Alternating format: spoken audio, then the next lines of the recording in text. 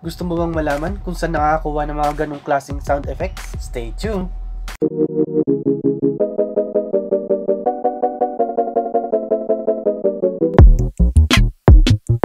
What's up yo guys, it's me JZ and we're back here with another video. Pag-uusapan nga natin kung saan tayo pwedeng kumuha ng mga sound effects na libre.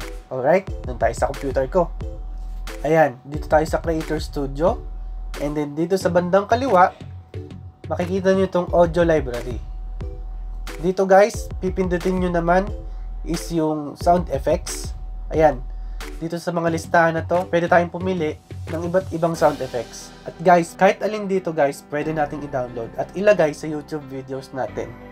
Alright? Yun lang guys! Alam ko na marami nang nakakaalam ng bagay na pinakita ko kanina. Pero, alam ko rin na meron pang mga baguhan na hindi alam yun. Kaya kung nagustuhan mo ang video na to, kindly hit that like button.